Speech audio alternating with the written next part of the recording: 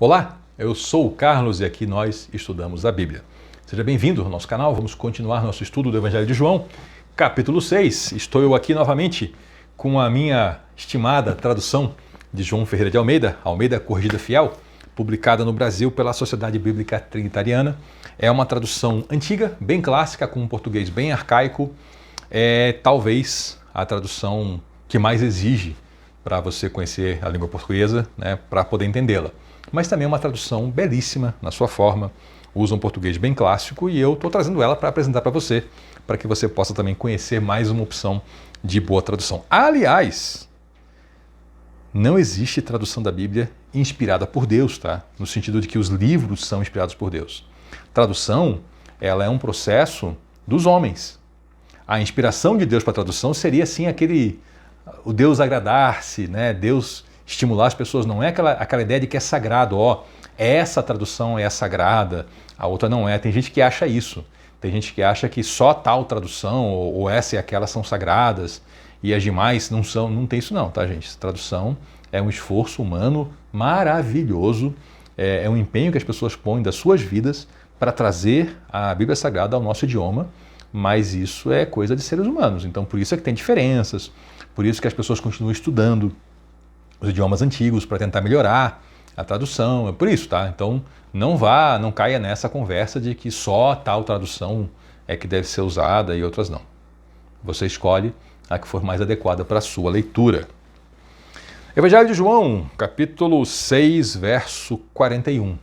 Jesus tem aquela conversa, dá aquele discurso sobre ele ser o pão da vida, e aí as pessoas começaram a murmurar e disseram, porque ele falou que ele era o pão que desceu dos céus, né? E aí, como assim o pão que desceu dos céus? Esse rapaz não é Jesus, o filho do José, cujo pai e mãe nós conhecemos? Como ele diz que desceu do céu? É o Jesus, tipo o Jesusinho da Maria ali, né? Agora vem com essa conversa que desceu do céu. E ele respondeu, não murmurem, não murmureis entre vós. Ninguém pode vir a mim se o Pai que me enviou não o trouxer. E eu o ressuscitarei no último dia. Jesus está falando aqui, gente, algo muito interessante. Não é só ele que veio a nós, mas o próprio Deus coloca um sopro no ser humano para o ser humano buscar Jesus. Então veja que Deus trata das duas partes, né? Ele vem a nós, mas ele também faz com que a gente busque ele. Está escrito nos profetas. Os profetas são aqueles do Antigo Testamento, tá, gente? E serão todos ensinados por Deus. Portanto, todo aquele que do Pai ouviu e aprendeu, vem a mim. Jesus está explicando que tem gente que já naquele tempo conhecia a palavra de Deus, mas não conhecia Jesus. Porque ele era a novidade para aquele momento. E essas pessoas o procurariam, o buscariam, como de fato o buscaram. Não que alguém visse ao Pai, a não ser aquele que é de Deus, que tem visto ao Pai. Ele está falando sobre ver Deus, né? Na verdade, eu vos digo que aquele que crê em mim tem a vida eterna. Eu sou o pão da vida. Vossos pais comeram maná no deserto e morreram. Lembra a questão do maná? Está voltando para ela. Este é o pão que desce do céu, para que o que dele comer não morra. Eu sou o pão vivo que desceu do céu. Se alguém comer deste pão, viverá para sempre. E o pão que eu der é minha carne, que eu darei pela vida do mundo. Então estava toda uma conversa lá, o povo querendo comida, pão literal, né? E ele falando do pão de Deus, e aí o pessoal achando, mas que pão que é esse? É o maná? É um novo maná? Ele falou, não gente, sou eu. Jesus está falando isso, ele é o pão vivo que desceu dos céus. Ele é o nosso alimento, ele é o alimento que dá vida eterna. E aí os judeus começaram a discutir entre eles, né? Como é que esse sujeito pode dar a carne dele para a gente comer? Né? E Jesus então falou, na verdade, eu vos digo que se não comerdes a carne do Filho do Homem e não beberdes o seu sangue, não tereis vida em vós mesmos. E isso aqui, se for tomado na literalidade, seria algo tenebroso, né? Canibalismo. E isso não fazia parte da vida dos judeus, nunca foi uma prática entre eles, ainda que tenha acontecido em algumas épocas bem sinistras de algumas pessoas degeneradas terem feito isso, mas não era uma prática entre os judeus. E mais do que isso, quando eles comiam animais, eles não bebiam o sangue do animal. O sangue não era usado para produzir alimento, o sangue era separado, era lançado fora. Então a ideia de comer carne e beber sangue para eles foi uma ideia pavorosa, se tomada literalmente. Quem come a minha carne e bebe meu sangue tem a vida eterna e eu o ressuscitarei no último dia. Porque minha carne verdadeiramente é comida e meu sangue é bebida. Quem come a minha carne e bebe meu sangue permanece em mim e eu nele. Assim como o Pai que vive me enviou e eu vivo pelo Pai, assim quem de mim se alimenta também viverá por mim. Ele está aqui já trazendo uma sequência, né? O Pai está vivo, o Pai enviou Jesus, Jesus é alimento para a gente e a gente, se comer esse alimento, vive por ele. Mas é claro, gente, que aqui não está falando a literalidade da carne no sentido de morder alguém, né? É óbvio que não é isso, mas é um sentido espiritual, é um sentido de nos alimentarmos de Jesus como o Espírito, como prática, como pessoa, e não no sentido literal de comer carne e beber sangue. E claro que aqui também tem um simbolismo fortíssimo da ceia. Quando a gente tratar sobre ceia, a ceia do Senhor, eu vou explicar um pouco melhor sobre isso. Mas não é a ceia que salva o ser humano. Tá? Se você tomar isso também literalmente como sendo a ceia, você vai achar, então entendi, então eu participo da ceia, como o pão, bebo o vinho, né? E aí eu estou com Jesus. Não, isso é um dos símbolos. O que ele está falando aqui é sobre o andar com ele, sobre o absorver ele no dia a dia, que é o que você está fazendo agora, quando está aí prestando atenção na Bíblia Sagrada e aplicando isso ao seu coração e botando em prática. Este é o pão que desceu do céu? Não! Como o de vossos pais que comeram o maná e morreram. Não, quem comer desse pão viverá para sempre. Diferença? O maná era alimento físico para o corpo. E ele está falando aqui do alimento espiritual. E ele disse essas coisas na sinagoga, ensinando em Cafarnaum. Lembra que João começou o capítulo 6 já com um salto de Jerusalém para o outro lado do Jordão? Aqui ele dá mais um salto, porque Jesus atravessou o mar, né? Então tinha aquela conversa toda e de repente a gente descobre que boa parte dessa conversa aqui, a gente não sabe em que ponto começa, mas já era numa sinagoga. Então João não contou pra gente que teve um momento que Jesus entrou na sinagoga, normalmente tinha um momento de ler a Bíblia, né? Explicar a Bíblia, mas no finalzinho João coloca essa notinha aqui, né? Isso aqui foi na sinagoga, tá? Então João tem esse estilo, a gente tem que ficar atento, porque às vezes a geografia de João ela é um pouco rápida, um pouco mais intensa. Aproveita que você está aqui, está gostando? Dê o seu joinha, curta, compartilhe, aquelas coisas de internet que ajudam o canal. Comente também aqui embaixo, deixe suas dúvidas. Sempre que possível eu vou fazer um apanhado e dar respostas. Conheça aqui no canal também, tem bastante vídeo, muita coisa legal, aproveite. Então, muitos dos seus discípulos, ouvindo isso que ele falou, né, sobre a carne, o sangue, sobre seguir a ele, eles entenderam. Aqui os discípulos, teve muita gente que entendeu que eles tinham era que seguir Jesus, eles tinham é que se tornar como ele. E aí falaram, duro é esse discurso, quem o pode ouvir? Para esses pesou, porque eles não estavam escandalizados com a questão de canibalismo, eles entenderam que não, eles entenderam que era viver como Jesus. E ele falaram, isso é muito duro, quem pode ouvir esse discurso? E Jesus, sabendo em si mesmo que os discípulos faziam isso, perguntou, isso vos escandaliza? O que eu falei? O que seria, pois, se visseis subir o Filho do Homem para onde primeiro estava? O que seria se vocês vissem Jesus subindo para o céu? O Espírito é o que dá vida. A carne para nada aproveita. As palavras que eu vos digo são Espírito e vida.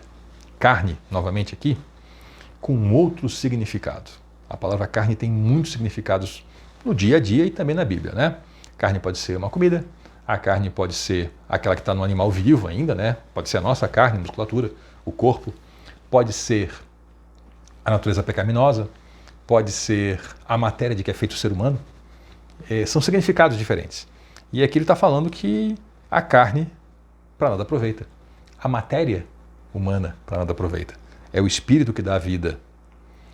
E ele está falando, o que eu estou falando para vocês, as palavras são Espírito e vida. Aqui conectou já, entendeu? Jesus vinha ensinando sobre comer e beber dele mesmo. E o que isso está juntando aqui? As palavras dele. A ideia de comer e beber de Jesus é as palavras de Jesus entrando em nós e a gente seguindo essas palavras e aprendendo e vivendo. Mas há alguns de vós que não creem, porque ele sabia desde o princípio quem eram os que não estavam acreditando e quem queria entregar ele. Jesus sempre soube. Jesus sempre sabe. E dizia, por isso eu vos disse que ninguém pode vir a mim se por meu Pai não lhe for concedido. Desde então, muitos dos seus discípulos tornaram para trás e já não andavam com ele. Cuidado você, não seja um discípulo que anda para trás, que sai do caminho de Jesus e que já não anda mais com ele. Tem palavras de Jesus que são duras? Tem. Tem palavras dele que são difíceis? Tem. Mas o seu olhar tem que estar no final da caminhada. E não simplesmente num momento difícil que você passa. Quer um exemplo legal? Conhece a história do povo indo do Egito para a Terra Prometida? A história da Páscoa? Então, quando Deus ordenou que Moisés fosse falar com o faraó, o que aconteceu de imediato com o povo?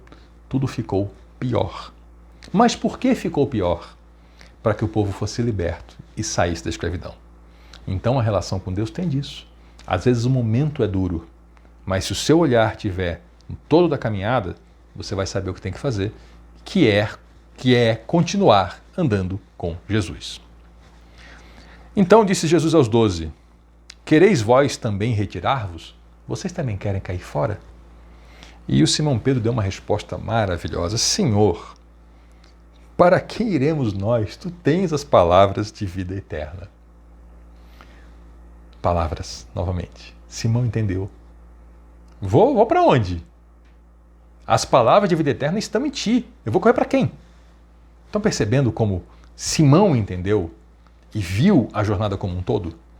Ele não estava olhando naquele momento o discurso duro, ser como Jesus, imitar Jesus, viver como ele. Ele sabia que isso era duro. Mas ele também sabia que isso eram palavras de vida eterna. Saiba você que essas são palavras de vida eterna. São palavras que vão transformar quem você é e vão lhe levar numa caminhada pela eternidade. Tu és o Cristo, o Filho do Deus vivente. Isso disse Simão Pedro. Nós temos crido e conhecido que tu és o Cristo, o Filho do Deus vivente. E respondeu Jesus, eu não escolhi os 12 e um de vocês é um diabo. Simão dá essa manifestação maravilhosa, mas Jesus nunca foi alguém que demonstrou qualquer necessidade de ser, necessidade de ego, sabe? Então, beleza, o que Simão falou é verdade. Mas Jesus prossegue. Eu não escolhi vocês 12, um de vocês é um diabo. Se você tem dúvida de que Jesus sabia o que estava fazendo, ele sempre soube o que estava fazendo e sempre soube o que Judas ia fazer. E ele dizia isso de Judas porque esse haveria de entregar Jesus sendo um dos 12. É curioso, tem gente que quando fala com Deus, acha que tem que ficar fazendo elogios a Deus, quase que, desculpa a expressão, como um puxa-saco. Né? Então é bom dizer que Deus é glorioso, maravilhoso, todos aqueles ousos, né? Como se Deus precisasse disso. Nós precisamos disso. Na verdade, quando eu digo que Deus é maravilhoso, quando eu digo, Senhor, eu reconheço que Tu és o Filho do Deus vivo, só Tu tens as palavras de vida eterna, nós temos visto e crido nisso, Senhor. Quando eu digo isso muda a mim, isso não muda a Deus. Deus já é bom, Deus já é misericordioso, Ele já tem o melhor para a gente. Agora, quando eu reconheço isso, eu vou sendo transformado. E veja como Jesus não... Se fosse talvez um líder religioso de hoje ou de outra época, sei lá, mas talvez dissesse sim, realmente, né, e se enchesse, se inflasse, porque Simão falou coisas maravilhosas. E qual foi a resposta dele? Eu escolhi vocês, né? Mas um de vocês é um diabo. Aliás, a palavra diabo, ela quer dizer opositor, adversário. Diabo não é um nome, tá? Então essa palavra ela é usada na Bíblia em diversos lugares no sentido de opositor e adversário. Inclusive para pessoas, tá? Isso nós vamos ver também em alguns momentos para a gente ter clareza. Esses termos diabo, demônio, satanás não são nomes, são funções. São algumas palavras em idiomas antigos que trazidos para nós têm esse nome, mas diabo é simplesmente aqui um adversário, um opositor. Seria como se ele dissesse, não escolhi vocês 12, no entanto, um de vocês é um adversário, um de vocês é um inimigo. Entendeu o significado? Assim melhora? Então, vamos por hoje dar uma pausa. A gente volta na semana que vem, ou melhor, no próximo vídeo. E vamos prosseguir com o capítulo 7 do Evangelho de João. Minha sugestão para você. Tenha uma Bíblia. Tenha uma Bíblia. Livro, assim, ó, papel. No celular dá? Dá. No tablet dá? Dá. No computador dá? Também dá. Por que ter uma em papel? Porque em papel, na própria Bíblia, você pode anotar, você pode grifar textos, E a leitura também ela fica mais agradável. A não ser se você tem um daqueles leitores que não emite luz, aí também a leitura fica muito boa. Mas eu sugiro, tenha uma Bíblia, escolha uma tradução que lhe agrada e obtenha uma Bíblia para a sua leitura diária, para a sua prática devocional. Vai lhe fazer muito bem. Muito obrigado por nos acompanhar até aqui. Volte na próxima. Eu sou o Carlos e aqui nós estudamos a Bíblia. Até lá.